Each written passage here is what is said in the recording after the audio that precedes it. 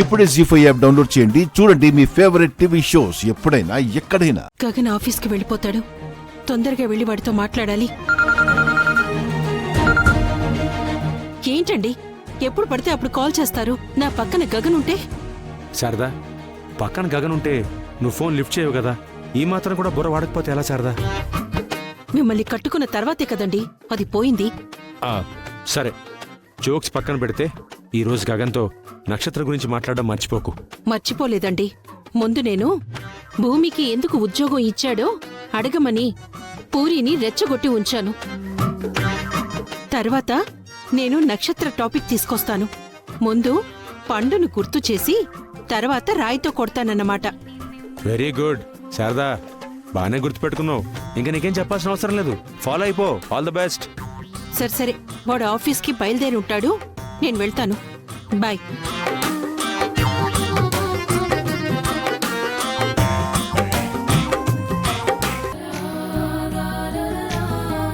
ఏయ్,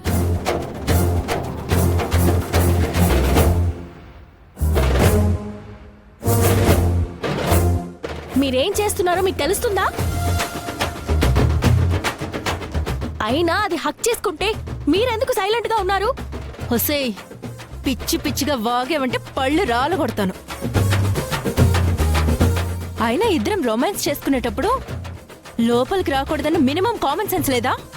common sense కంటే ఎక్కువ సెన్సే ఉందే. మంచి వాళ్ళు, మనసుకు నచ్చిన వాళ్ళు పెంటలో పడి దొర్లుతుంటే వద్దని వారించే హక్కు కూడా నాకుంది. అయినా అది హక్ చేసుకుంటుంటే మీరు తాడి చెట్ల అలా నుంచుంటారేంటి? బుద్ధుందా మీకు? ఏయ్, హా?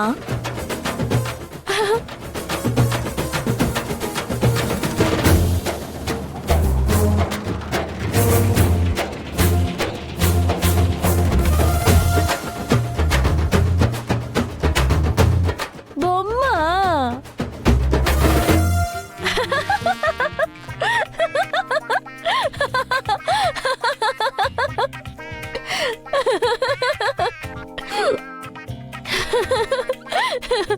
ఆయన వచ్చి నిన్ను హక్ చేసుకోవడం ఏంటా అనుకున్నాను. ఆవేశంలో ఆలోచించలేదు కానీ అంత బుద్ధి లేని పని ఆయన ఎందుకు చేస్తారు?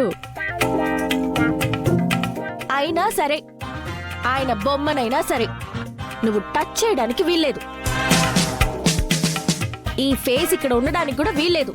ఏయ్ చేతి, అది నా బావ ఫేస్, నాకే సొంతం. ఈరోజు ఆ ఫేస్ ఫోటోగా ఉంది, రేపు నిజంగానే ఉంటుంది. ఈ బొమ్మే బాబాయ్, రేపు నిజంగానే మేం రొమాన్స్ చేసుకుంటాం. అప్పుడేం చేస్తావే? అది జరగని పని. ఆయన నా పర్మిషన్ లేకుండా కళ్ళకు కూడా రారు. ఒక్కవేళ ఆయన వచ్చారని తెలిసిందో ఇద్దరికి తోలు తీస్తాను. నా బావ నా కల్లోకి రావడానికి బోడి నీ పర్మిషన్ ఎవరికి కావాలి? బావని ప్రేమించుకోమని మా మమ్మీయే నాకు పర్మిషన్ ఇచ్చింది. బావతో నా పెళ్లి చేస్తానని ప్రామిస్ కూడా చేసింది. పర్మిషన్లు ఇవ్వడానికి, ప్రామిసులు చేయడానికి ఆయన మీ అమ్మ కొనుక్కున్న ప్రాపర్టీ కదా. మీ అమ్మ చెప్పినట్టల్లా ఆడతారు. మరి మా మమ్మీ ఆడమన్నట్టు ఆడకపోయినా మా అత్తయ్య చెప్పినట్టు వింటాడు కదా.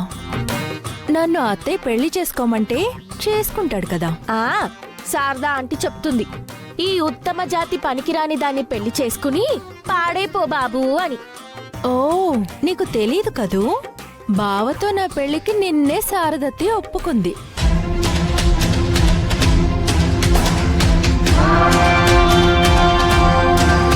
ఓహో, అంటే నిన్ను ఆడబొమ్మని తెచ్చి దానికి శారదా ఆంటీ మొహం పెట్టి ఒప్పించావా? అన్నిటికీ బొమ్మలు పెట్టి ఒప్పించినట్టు ఊహించుకునే పిచ్చిదాన్ని కాదు నేను. నిజంగానే నేను మా మమ్మీ గోరింటాకు వెళ్ళి బావతో పెళ్లి గురించి అడిగాం. అత్తయ్య ఆనందంగా ఒప్పుకున్నారు. నా మాట మీద నమ్మకం లేకపోతే వెళ్ళి గోరింటాకునో మా మమ్మీనో అడుగు. వాళ్ళు కూడా నాకు ఫేవర్ గానే అబద్ధం చెప్తారనుకుంటే తిన్నగా వెళ్ళి మా అత్తయ్యనే అడుగు.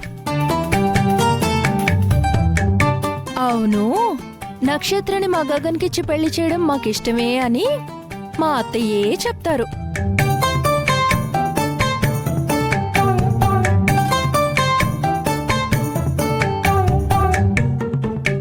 వెళ్ళు వెళ్ళు.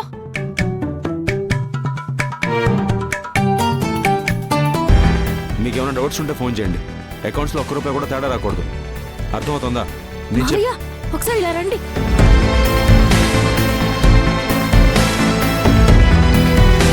ఏంటమ్మా కంగారు? ఫోన్లో ఎవరున్నారో ఏంటో తెలుసుకోకుండా మావయ్య అనేస్తావేంటి? సారీ మావయ్య, నక్షత్ర చెప్పింది నిజమేనేమోనన్న కంగారులో అలా అనేశాను. సర్లే, ఇంతకీ నక్షత్రం ఏముంది? శారదత్తయ్య నక్షత్రతో మీ అబ్బాయి పెళ్లికి ఒప్పుకుందంట కదా, నిజమేనా మావయ్య? ఏమోనమ్మా, నాకు తెలీదు. నక్షత్ర అంత కాన్ఫిడెంట్గా చెప్పిందా? అవును మావయ్య.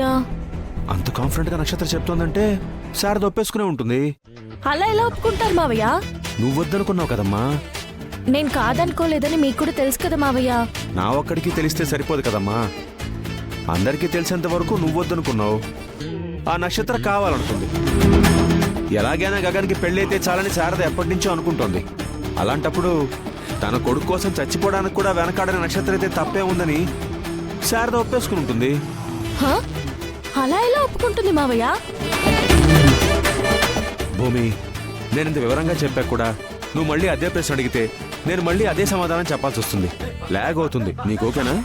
అది కాదు మావయ్య, అలా ఒప్పుకోవద్దని మీరు శారదత్తయ్యతో చెప్పండి.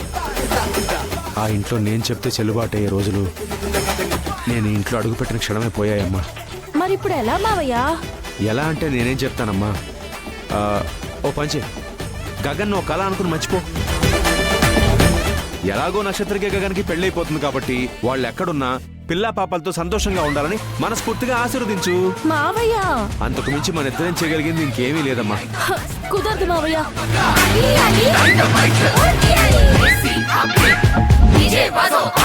భూమి, కుదరదు అంటే కూర్చడానికి ఇదేమన్నా పూలదండేంటమ్మా?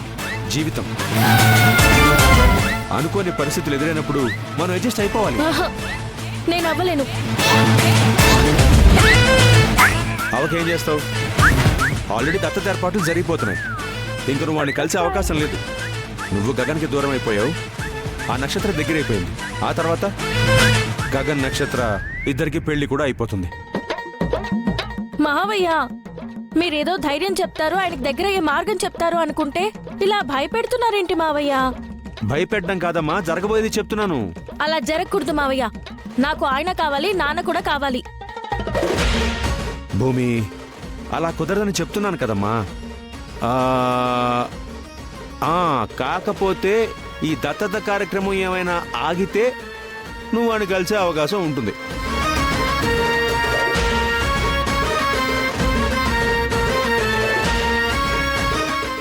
జీ5 యాప్ డౌన్లోడ్ చేసి అన్ని ఎపిసోడ్స్ పూర్తి ఉచితంగా చూడండి.